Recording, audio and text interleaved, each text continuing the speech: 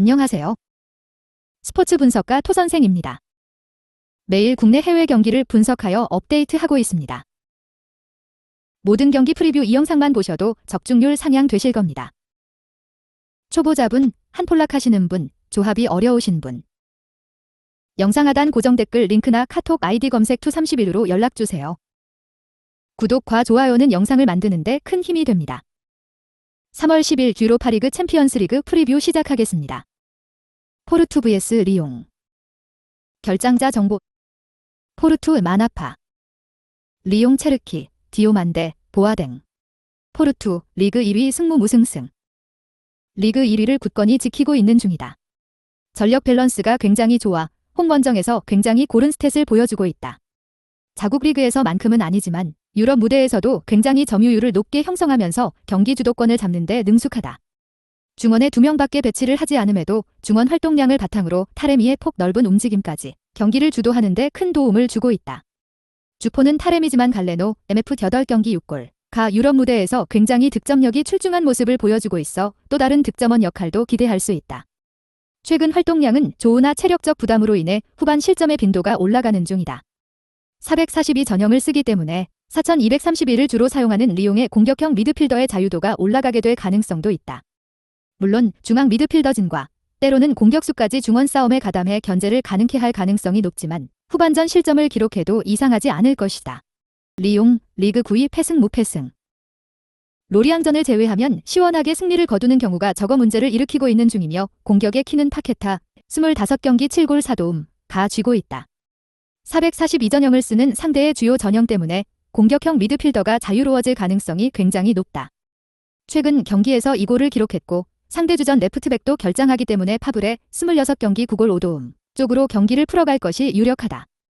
이전 경기에서 레프트 윙으로 나왔던 에캄피, 유로파 6경기 6골, 도 유럽 대회에서 굉장히 좋은 결정력을 보여주고 있어 파케타의 활약 여부가 득점을 결정지을 가능성이 높다. 수비적으로는 걱정이 많은 편. 보츠 감독이 공격적 전술을 주로 쓰기 때문에 뒷공간 노출에 대한 걱정을 하지 않을 수 없다. 특히 상대 공격수 타레미가 활동량을 바탕으로 침투에 능한 모습을 보여주고 있기도 하다. 원정에서의 경기력 부재가 예상되는 수준으로 실점에 대한 가능성을 열어두는 것도 좋다. 코멘트. 리옹이 원정에서는 다소 처지는 모습을 보이는 데다. 포르투의 이번 시즌 전력 밸런스가 워낙 좋다. 리옹이 후반전에서는 체력적 우위로 득점을 노려볼 수 있고 파케타의 활약 여부에 따라 다득점 페이스도 충분히 가능할 것 같다. 포르투 승 오버 2.5를 예측해 볼 수 있다. 토선생 픽. 승패 포르투 승. 핸디 마이너스 1.0 포르투 승. 언오버 2.5 오버. 레알 베티스 vs 프랑크푸르트. 결장자 정보. 베티스 모레노, 베예린, 미란다, 몬토야, 카마라사, 로드리. 프랑크푸르트 자체 파시엔시아, 라마. 베티스 리그 5위 승무 패무패. 아틀레티코전 패배로 인해 리그 5위까지 추락했다. 최근 4경기에서 3득점에 불과한데 주제 후안미가 득점을 기록하지 못하는 시간이 길어지고 있고 이에 페키르가 패스를 찔러줘도 별 기대가 되지 않는 상황.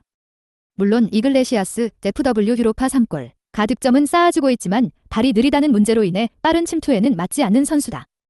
수비는 원래 좋지 않았던 팀 화력이 죽어버리니 수비적 단점이 더 드러나 보이고 있다. 걱정스러웠던 오른쪽 수비수 문제는 사발리가 굉장히 좋은 활약을 보여주고 있다. 아틀레티코 전에서는 어시스트를 기록하기도 했다. 다만 아직 중원에서의 기동력과 수비진에서 루이즈, 12의 노쇠화로 인해 중앙에서 불안감을 아직 해결하지 못했다. 다행히 상대 공격 루트가 왼쪽으로 한정되어 있는 면이 있어 오른쪽만 잘 막으면 많은 실점을 하지 않을 것이다. 프랑크푸르트 리그 12 승패 패패승. 리그 순위는 유지하면서 유로파 경기에 전념할 것으로 보인다. 얇은 수비력으로 베티스의 화력을 잘 견딜 수 있을지는 모르겠지만 베티스의 화력도 예전만큼 좋지는 않다. 좌우측 공수 밸런스는 생각해보아야 할 부분. 물론 코스티치, LW는 3골 8도움으로 매우 잘 해주고 있다. 그러나 코스티치가 빠진 볼프스부르크전, 바이에른 전을 모두 패하며 왼측면을 제외하면 뾰족한 공격 루트가 없다는 것만 증명했다. 300을 완전히 정착시킨 모습. 시즌 초에는 400과 300을 혼용했지만 이제는 300을 고정적으로 사용하고 있다. 300을 사용하면 수비수가 끌려 나와도 센터백이 2명이나 더 있기 때문에 상대적으로 공간을 허용하는 범위가 적어진다. 따라서 400을 쓰는 팀보다는 베티스의 플랜을 대처하는데 어려움이 적다. 베티스의 화력도 예전 같지는 않아 대량 실점을 당하지는 않을 것이다. 코멘트. 베티스의 화력도 예전만큼은 아니며 300을 사용하는 프랑크푸르트가 전술적으로도 대처가 충분히 가능하다.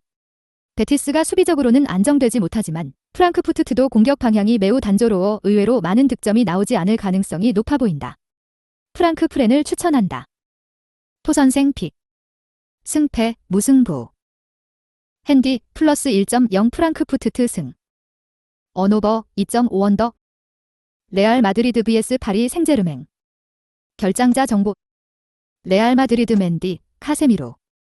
파리 생제르맹 에레라, 쿠르자와, 라모스. 레알 마드리드, 리그 1위 무패승 승승. 16강 2차전을 앞두고 3연승을 달리며 분위기를 회복하는 데 성공한 상황. 중원 크로스 카세미루의 공백으로 인해 카마빈가, CM, 발베르데, CM가 선발로 나올 것이 유력하다. 중원에서 주도권을 잡고 공격진의 고립을 유도하여 실점을 최소화할 플랜을 들고 나올 것이다. 최근 바이날둠의 폼이 좋지 않아 역습 커버시 내려오는 속도에서 문제를 드러내고 있다. 비니시우스, LW 25경기 13골 6도움. 가 하키미가 없는 오른쪽 수비를 개인 능력으로 공략할 수 있느냐가 득점을 결정지을 가능성이 높다. 알라바, CB의 레프트백 기용을 예상하는 것도 이 때문. 레프트백 경력이 있고 킥이 좋은 선수라 왼쪽 라인에서의 공격 지원을 해줄 수 있는 선수이기 때문이다. 이 방법이 잘 먹힌다면 득점 가능성은 높다.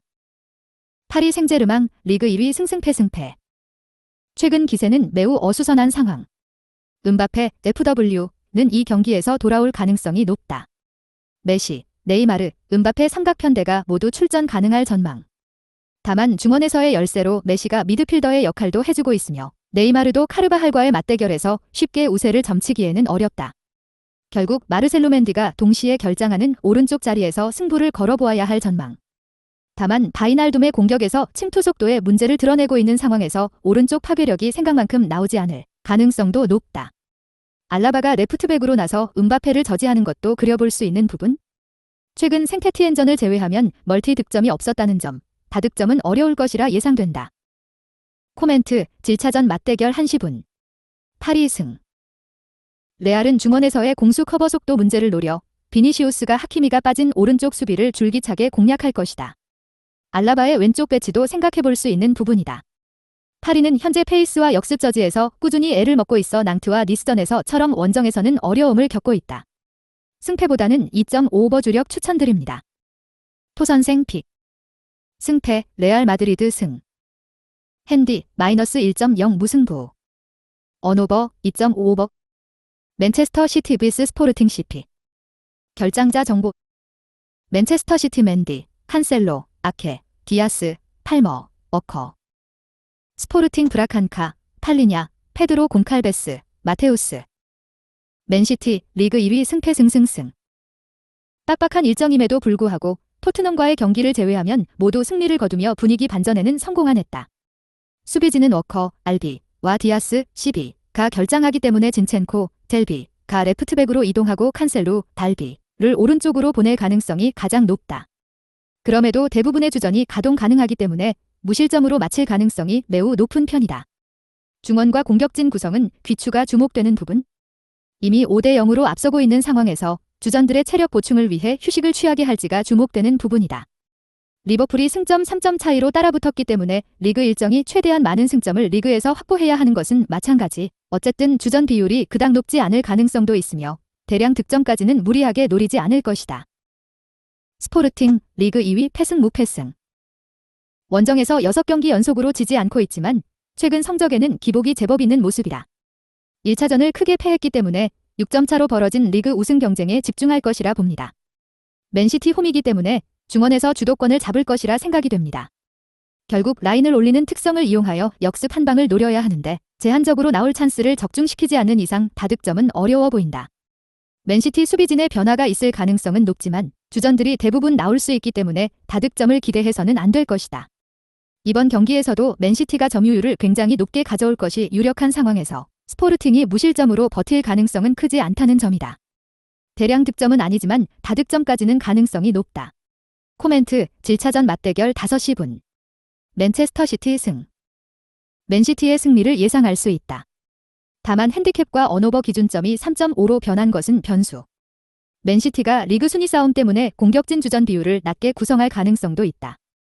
맨시티가 무리하게 득점을 노리지 않을 것이라는 점에서 언더 3.5를 픽하는 것이 옳으며 핸디 마이너스 3.5의 경우에도 스포르팅 쪽으로 기운다고 봐야 한다. 라인업 체크 필수. 토선생 픽. 승패 맨시티 승. 핸디 마이너스 2.0 맨시티 승. 핸디 플러스 3.5 스포르팅 승. 언오버 3.5 언더. 영상 시청해주셔서 감사합니다. 본 영상은 참고용으로 봐주시고 유료 자료 및 최종 조합픽은 가족방에서만 공유해드리고 있습니다. 가족방 문의는 영상 하단 고정 댓글 링크 확인해주세요.